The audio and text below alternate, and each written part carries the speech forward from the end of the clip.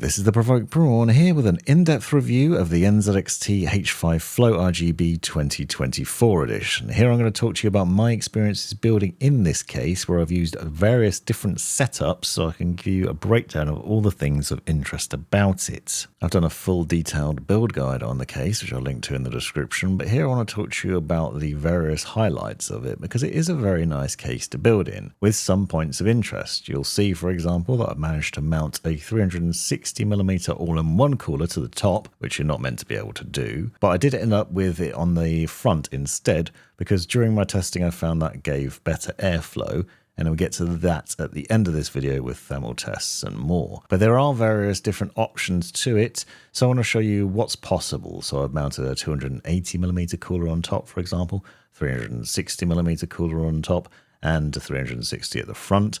And obviously I've replaced the standard fan at the rear with an RGB one, and I've removed it in a different case as well. And you can see the setup there. I'll leave all the specs of the build in the description so you can find out more about it, as well as related videos that you might find interesting. But I want to talk to you about some of the nice things about the case, which, as you can see, is fairly nice looking and has some reasonably interesting airflow to it. And once you strip it down, you'll discover the insides include two fans. You probably knew this already, but the front one's an F360 RGB Core fan, and then you've got a rear non-RGB fan as well. So you get that included as standard, which is certainly a nice addition, although maybe you'll want to swap that out as a personal preference. But I did find that I had to take it out in order to install the rad at the top. You'll also notice there are some hooks at the top there for cable management at the rear, which is quite nice, and that speaks to the other elements of the case, which are also very well thought out and easy to build in, including the cable bar. Now, this case is able to take multiple different sizes of motherboards, all the way up to E80X, and that cable bar can be moved left to right depending on what size you're using, and it hides away the cables nicely by the end. Standard ATX motherboard looks really nice, and with that you can also access the back plate really easily for installing your cooler bracketing. One of the things that immediately stood out for me is the venting down the bottom. You have this front panel perforated holes here. It then is angled at the bottom as well. You'll notice the bottom base itself, though, has a flat design to it with some small rubber feet down there. I found this quite curious, and you'll see why in a second, and an unusual design there. Now, for the power supply installation, this was one of the things that I found a bit odd, because usually you'd mount these down towards the bottom of the case with the fan pointing towards the bottom to pull air in, but you can see the bottom of the case here has no intake spaces there, so you have to actually mount it fan upwards instead, which is a bit of a strange design, I thought. It is quite spacious though, as you can see, because it is a 1200 watt power supply unit that I'm putting in there, but despite that, there's a lot of cabling management areas and channelings for those, and plenty of room for the cables. I didn't have any problems there. There's also a nice gap above that power supply, so it should be able to breathe pretty well with the venting there. From the front, you can see through the holes at the bottom of the case, you can see the power supply. But the thing that's strange about this is obviously if you're mounting fans to the bottom, as I am going to be, as an intake fan setup, basically the fans are going to be fighting each other. So if you imagine you're putting your fans face down for intakes, they can be pulling cold air through there and blowing it onto the graphics card. They're going to be fighting against the power supply's fan. However, there is sufficient gap down there that it should be able to breathe nicely still, pulling air from the sides, front and back, basically through those vents. Now, when you're bottom mounting some fans, you're using these longer screws that are included in the box, and you can see here a F240 RGB Core fan setup, and I've screwed that in there, but you do have other mounting options. At the top, when you remove that top panel back there, which is held in place with a thumb screw, you'll see there's no interior dust shielding. It's all done with the metal frame, which has a pretty solid design to it, and is pretty standard now with NZXT designs. The same for the front, which can easily be pulled off. So both of those can be taken off and cleaned fairly easily over time, but there's no internal mesh there. So perhaps you might find some dirt gets through over time. Meanwhile, at the rear of the case, there's plenty of space and logic for cable management. You can see there's a large channel through the middle with Velcro ties through it, allowing you to manage your cables through there, and I found this pretty effective, as well as various different hoops in different positions across the top and bottom, and an easy access port on the side as well. This means it's really easy to tie the cables down, and you can see the Velcro ties actually work in two ways, because you can pull them all the way out and tie cables underneath them, or you could set them on top and then tie them down there. So you can actually tie away cables in different ways, which makes it pretty easy to tidy. Those that watch my videos know I'm not amazing at cable management, and this is usually intentional. You've already seen how many different things are put into this case and into this build, so I had to take it apart a few times. Yet still, there was enough room to run a multitude of fan cables, power and RGB through the case, and for an NZXT fan controller, which isn't included by the way, that's an additional purchase, and then still be able to close the door nice and easily at the rear. You can see your cable shame through the venting at the bottom, but that does mean you've got good airflow for the power supply unit. Now at the top is a point of intrigue. You'll see that you have space for what looks like three 120mm fans or a 360mm radiator. As I mentioned already, the specs suggest that you cannot mount a 360mm radiator on the top or 320mm fans. Neither is meant to be possible, and as you can see, you can't, at least for the fans anyway, at least for these fans. I have shown previously that you could use unifans, Lee & Lee's unifans for example up here, but you'll see with the standard fans, the way the screws would work meant that the fan on the right hand side wouldn't be fully screwed in. Instead I opted for F360 RGB Core fans at the top. This is a strange design though, because it doesn't make much sense, because as you can see, it looks like there should be enough space for 3 fans. And as I've shown, you can fit a 360mm radiator up there. That's pretty interesting, I think. Weird choice then. I think it's because if you front mount on a radiator, it would interfere with any fans that you had at the top there. So if you had 320mm fans, they'd push against the tubes from the rad. But you can put a 360mm radiator up the top there quite easily. Now, alternatively, you can do a 280mm radiator instead, or you can front mount with 360, and I'll show you the thermal difference between top and front mounting it later on. But this is interesting because you have options here, despite what the specs might tell you, although you do need to keep a few things in mind. As you can see, if you tried to top mount a 360mm radiator with the tubes in the front, it wouldn't work because of the front intake fans, and as standard, you can't do it at the rear because of that rear fan. So a basic level, yes, you couldn't actually put these in, but if you remove the rear fan, you can put the tubes at the rear and you can fit the radiator on there. So this is worth knowing, I think, and worth thinking about depending on how you want to set up your case. So you can see the cracking that leaked here with the F360 single frame fan attached to it. It was fairly easy to fit actually, and weirdly easier than the 280mm radiator, but you can see you can't screw all the radiator screws into the radiator at the far end here. With a 280mm radiator, by comparison, it does fit. The specs note that you do need some low profile RAM. I've got some crucial RAM in here. It's not particularly low profile, but it doesn't have any RGB on it, so it means it does sit fairly low. And I did find that fitted in there, but what you will notice is you're quite limited in where you can position this, because I found it jammed up against the VRM on the motherboard, for example, so you can't have it more to the left than I have here. So aesthetically, you have to keep that in mind, but obviously it's easier to screw in. The downside I did find is that it is harder to get those cables in. So I did have problems to getting the cables to the rear from the breakout cable on the pump to the back past the radiator. I had to remove the rad to then be able to run these cables through. So if you're thinking of a 280mm radiator, probably install the cables first and then the radiator would be my recommendation, because otherwise it becomes very fiddly.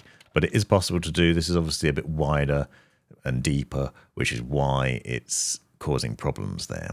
Alternatively, front mounting the radiator, you can do it like this fairly easily. Now, I know some people want to put tubes at the bottom, but I think because of the design of the bottom, as you can see, there's not enough space down there to be able to do that, because you have this gap basically where the rad sits down in the bottom. But it is a fairly easy setup, because all you've got to do is remove the standard fan screws on the F360 single frame fan, and then use the radiator screws instead to pass through the case, through the fans and into the rad. And then you've got a front mounted 360mm radiator, which will then give you some good cooling for a high-end CPU. So it's not only fairly easy to do this, but it's also pretty spacious. And as you can see, you've got plenty of options in terms of how you mount things and where you put them. There's plenty of room, despite putting the radiator at the front, for the management of cables and for the setting up of things. You can get the tubes out of the way and neaten those up. But you can also see that I've run the power cables from my graphics card through there. This is a 3090 as well, by the way, which is quite long. So there's still space at the front of that. As you can see, there isn't room for push-pull fans. So if you're thinking about putting fans on the other side of the radiator as well, you can't do that because of the bottom tray. You could put 2 on there maybe, but certainly not 3. Now you can see the SSD and hard disk drive cage removed from down the bottom here, and you can reposition it. So you have 2 options in terms of positioning for that. Now I didn't find that I had to move this over in order to get it out of the way of the power cables from the power supply unit. But you do have the option to do that if you want to. So if somehow you have a longer one, you can do that. This little tray is able to hold 2 SSDs and 1 hard disk drive. The installation was also really easy. I've shown the setup for all these things in the full build guide, which I'll link to in the description. But it's really easy to just screw your drives into that and then pop it back in. Now, obviously, storage space is limited here. But the good thing is this little bay is nestled away at the bottom of the case out of the way, and the cable management for it is really easy. So plug in the SATA power connectors, for example. They're basically right next to the power supply, so it's really easy to do. Running your data cables to the motherboard should also be fairly straightforward. And this also frees up space at the rear where normally you'd find disk drives mounted to the back plate, for example. There's plenty of space back there to put your fan controller, for example, as I showed earlier on, or an RGB controller.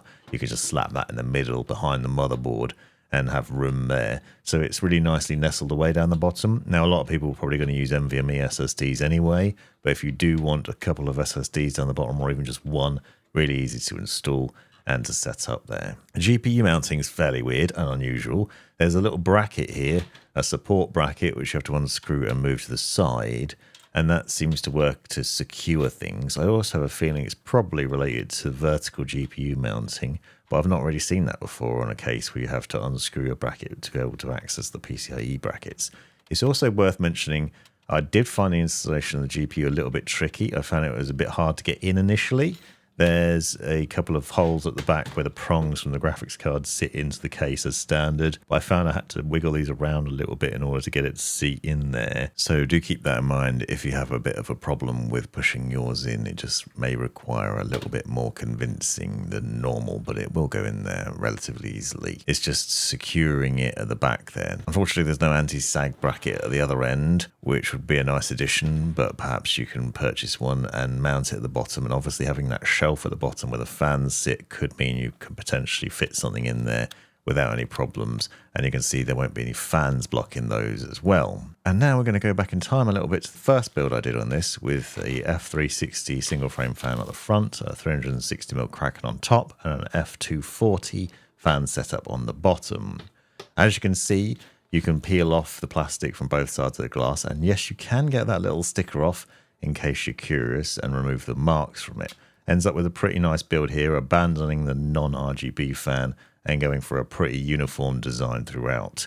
The one downside is my cable shame is visible through the bottom of the rear panel, as you can see there, but otherwise it's a pretty nice looking design. So this was the setup for the first test, because I wanted to see how we got on with this versus front mounted 360mm cooler on the front instead, which I'll show you in a minute. I ran OCCT for benchmarking purposes, putting it under a heavy load for an hour to see how the cooling of the CPU got on. And this is 991400K with the standard BIOS for this motherboard, so not that updated one with the microcodes. But as you can see, high temps on the CPU, pretty hot, got pretty toasty under there, so not ideal. The Port Royal stress test I wanted to run to see how the graphics card got on, because obviously airflow from the bottom is from those 240mm fans for the most part, and from the front fans as well. And as you can see, we got 65 degrees on the GPU, so actually pretty decent under load as well. Doing the ray tracing demos, we can see we're maxed out at the hotspot at 80 degrees, 90 for the memory junction, but 66 for the overall GPU temperature, which is pretty decent. Then with the different setup, where I've got the front mounted 360mm cooler, the 240mm fan frame at the bottom, two 140mm fans at the top, and 120mm fan at the rear for exhaust. I did the same tests, and what I saw was significantly cooler temperatures on the CPU. You can see nowhere near as many red temps in terms of the top levels. It did still, however, thermally throttle over there, but that could well be down to BIOS settings as well, which is worth keeping in mind. So this is a standard default setting. I'd recommend updating the BIOS on your motherboard if you're running high-end CPU like this, but you can see keeps the CPU significantly cooler. So with Port Royal testing, I wanted to make sure the GPU wasn't impacted by this as well, because obviously you could be choking the airflow off with a front-mounted AIO, but actually what I've shown and what you can see here is that under Port Royal testing, the temp for the GPU is basically the same. We're looking at about 66 degrees instead of 65, so a marginal difference in there, very little impact in terms of the GPU performance. Naturally, I also wanted to put it under some real-world testing with gaming as well, so I've been playing a bit of Jedi Outlaws on this machine, which I've been thoroughly enjoying, by the way. Despite the reviews, I'm really enjoying it. And I found that, again, it was getting around 66 degrees on the GPU, so you can see the readouts from NVIDIA in the top there. We're looking at about 66 degrees on the graphics card there under the maximum settings that you can run the game at. So not a bad experience, nice and smooth. The other thing I noticed when watching this back is that the fan noise isn't too loud, so actually you could hear the keyboard sounds of me clicking on my keyboard versus the fans overall. So when set to silent or normal mode, in this setup the fans aren't obnoxiously loud. Your experience may vary. Obviously the temperature of your room is going to have an impact and what you're using in the system. And as I said, I recommend updating the BIOS to make sure your CPU is running well and is supported there. But I found that this is the best setup for this case. I would, if I could, upgrade the fans on the top to be single frame as well, so the design was a bit more uniform.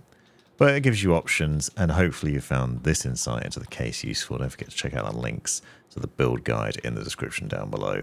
This has been the Provoked Prawn. Thanks for watching. You've made it right to the end of the video, you brilliant legend you. If you've enjoyed it, click that subscribe button, give me a thumbs up, and drop me a comment down below if you've got any questions. If you really enjoyed it, consider joining the channel and see the benefits of doing so. Check out these other videos. You might well find them interesting or useful. And most importantly, have a great life.